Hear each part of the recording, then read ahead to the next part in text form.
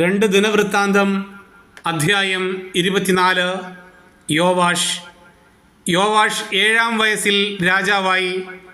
അവൻ 40 വർഷം ജെറുസലേമിൽ ഭരണം നടത്തി. ബേർഷെബായിലെ സിബിയ ആയിരുന്നു അവൻ്റെ മാതാവ്. യഹോയാദാ പുരോഹിതൻ ജീവിച്ചിരുന്ന കാലമത്രയും യോവാഷ് കർത്താവിൻ്റെ മുൻപിൽ നീതി പ്രവർത്തിച്ചു. രാജാവിന് യഹോയാദാ 2 ഭാര്യമാരെ തിരഞ്ഞെടുത്ത് കൊടുത്തു. അവരിൽ നിന്ന് പുത്രന്മാരും പുത്രിമാരും ജാതരായി. യോവാഷ് ദേവാലയത്തിൻ്റെ അറ്റകുറ്റപ്പണികൾ ചെയ്യാൻ തീരുമാനിച്ചു. അവൻ പുരോഹിതന്മാരെയും ലേവ്യരെയും വിളിച്ചുകൂട്ടി പറഞ്ഞു, ആണ്ടുതോറും നിങ്ങളുടെ ദൈവത്തിൻ്റെ ആലയത്തിൻ്റെ അറ്റകുറ്റപ്പണികൾ ചെയ്യുന്നതിന് ആവശ്യമായ തുക യൂദാ നഗരങ്ങളിൽ ചെന്ന് ഇസ്രായേൽ ജനത്തിൽ നിന്ന് പിരിച്ചെടുക്കുവിൻ. ഇതിന് വിളംബം വരുത്തരുത്. എന്നാൽ ലേവ്യർ അത്ര ഉത്സാഹം കാണിച്ചില്ല. അതിനാൽ രാജാവ് അവരുടെ നേതാവായ യഹോയാദായെ വിളിച്ച് ചോദിച്ചു, കർത്താവിൻ്റെ ദാസനായ മോശ സമാഗമ കൂടാരത്തിനു വേണ്ടി ഇസ്രായേൽ സമൂഹത്തിന്മേൽ ചുമത്തിയിരുന്ന നികുതി യൂദായിൽ നിന്നും ജെറുസലേമിൽ നിന്നും പിരിച്ചെടുക്കാൻ നീ ലേവ്യരോട് ആവശ്യപ്പെടാതിരുന്നത് എന്തുകൊണ്ട്? ദുഷ്ടയായ അത്താലിയായുടെ മക്കൾ ദേവാലയത്തിന് നാശനഷ്ടങ്ങൾ വരുത്തുകയും അതിലെ പൂജ്യ വസ്തുക്കൾ ബാലിൻ്റെ ആരാധനയ്ക്ക് ഉപയോഗിക്കുകയും ചെയ്തു. രാജാവിൻ്റെ കൽപ്പനയനുസരിച്ച് ദേവാലയവാതിൽക്കൽ അവർ ഒരു കാണിക്കപ്പെട്ടി സ്ഥാപിച്ചു. ദൈവത്തിൻ്റെ ദാസനായ മോശ മരുഭൂമിയിൽ വെച്ച് ഇസ്രായേലിൻ്റെ മേൽ ചുമത്തിയ നികുതി കർത്താവിന് നൽകണമെന്ന് യൂദായിലും ജെറുസലേമിലും വിളംബരം ചെയ്തു. പ്രഭുക്കന്മാരും ജനവും സന്തോഷപൂർവ്വം നികുതി ദ്രവ്യം കൊണ്ടുവന്നു. പെട്ടി നിറയുവോളം നിക്ഷേപിച്ചു. ഏറെ പണം വീണെന്ന് കാണുമ്പോൾ ലേവ്യർ പെട്ടി രാജസേവകരെ ഏൽപ്പിക്കും.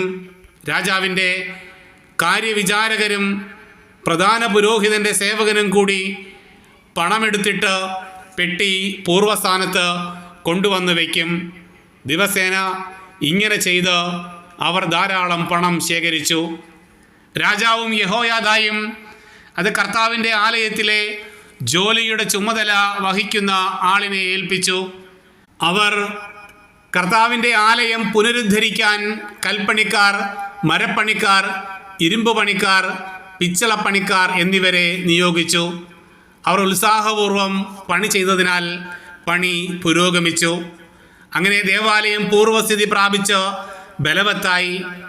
പണി തീർന്നപ്പോൾ ബാക്കി വന്ന തുക അവർ രാജാവിനെയും യഹോയാദായെയും ഏൽപ്പിച്ചു. അവർ അത് കർത്താവിൻ്റെ ആലയത്തിലെ ശുശ്രൂഷയ്ക്കും ദഹനബലിക്കും ആവശ്യകമായ ഉപകരണങ്ങൾ, സുഗന്ധദ്രവ്യത്തിനുള്ള താലങ്ങൾ, പൊന്നും വെള്ളിയും കൊണ്ടുള്ള പാത്രങ്ങൾ എന്നിവ നിർമ്മിക്കാൻ ഉപയോഗിച്ചു. യഹോയാദായുടെ ജീവിതകാലമത്രയും കർത്താവിൻ്റെ ആലയത്തിൽ ദഹനബലികൾ മുടങ്ങാതെ അർപ്പിച്ചു പോന്നു. യഹോയാദാ പൂർണ്ണ വാർദ്ധക്യത്തിലെത്തി മരിച്ചു. മരിക്കുമ്പോൾ അവന് 130 വയസ്സായിരുന്നു. അവൻ ദൈവത്തെയും അവിടുത്തെ ആലയത്തെയും പ്രതി ഇസ്രായേലിൽ ഏറെ നന്മ ചെയ്തതിനാൽ അവർ അവനെ ദാവീദിൻ്റെ നഗരത്തിൽ രാജാക്കന്മാരുടെ ഇടയിൽ സംസ്കരിച്ചു. യഹോയാദായുടെ മരണത്തിനു ശേഷം യൂദാ പ്രഭുക്കന്മാർ യോവാഷിനെ വന്നു കണ്ട് അഭിവാദനങ്ങൾ അർപ്പിച്ചു. രാജാവ് അവർ പറഞ്ഞത് കേട്ടു. തങ്ങളുടെ പിതാക്കന്മാരുടെ ദൈവമായ കർത്താവിൻ്റെ ആലയം ഉപേക്ഷിച്ച് അവർ വിഗ്രഹങ്ങളെയും അശേരാ പ്രതിഷ്ഠകളെയും സേവിച്ചു തുടങ്ങി. അവരുടെ ഈ അകൃത്യം നിമിത്തം യൂദായുടെയും ജെറുസലേമിൻ്റെയും മേൽ ദൈവകോപം ഉണ്ടായി. അവരെ തിരികെ കൊണ്ടുവരാൻ കർത്താവ് അവരുടെ ഇടയിലേക്ക് പ്രവാചകന്മാരെ അയച്ചു. പ്രവാചകന്മാർ അവരുടെ തെറ്റ് ചൂണ്ടിക്കാണിച്ചു. എന്നാൽ അവർ അത് വകവച്ചില്ല. യഹോയാദാ പുരോഹിതൻ്റെ മകൻ സക്രിയായുടെ മേൽ ദൈവത്തിൻ്റെ ആത്മാവ് വന്നു. അവൻ ജനത്തെ അഭിസംബോധന ചെയ്തു പറഞ്ഞു, ദൈവം അരുളി ചെയ്യുന്നു, കർത്താവിൻ്റെ കൽപ്പനകൾ ലംഘിച്ച് നിങ്ങൾക്ക് തന്നെ അനർത്ഥം വരുത്തുന്നതെന്ത്? നിങ്ങൾ കർത്താവിനെ ഉപേക്ഷിച്ചതിനാൽ അവിടുന്ന് നിങ്ങളെയും ഉപേക്ഷിച്ചിരിക്കുന്നു. എന്നാൽ അവർ സക്രിയായ്ക്കെതിരെ ഗൂഢാലോചന നടത്തി. രാജകൽപ്പന പ്രകാരം അവർ അവനെ ദേവാലയ അങ്കണത്തിൽ വെച്ച് കല്ലെറിഞ്ഞ് കൊന്നു. യോവാഷ് രാജാവ് യഹോയാദ തന്നോട് കാണിച്ച ദയ വിസ്മരിച്ച് അവൻ്റെ മകനായ സക്രിയായെ വധിച്ചു. മരിക്കുമ്പോൾ അവൻ പറഞ്ഞു, കർത്താവ് ഇത് കണ്ട് പ്രതികാരം ചെയ്യട്ടെ.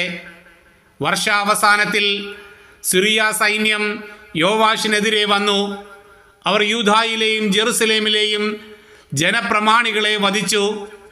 അവരുടെ വസ്തുവകകൾ കൊള്ള ചെയ്ത് ദമാസ്കസ് രാജാവിന് കൊടുത്തു.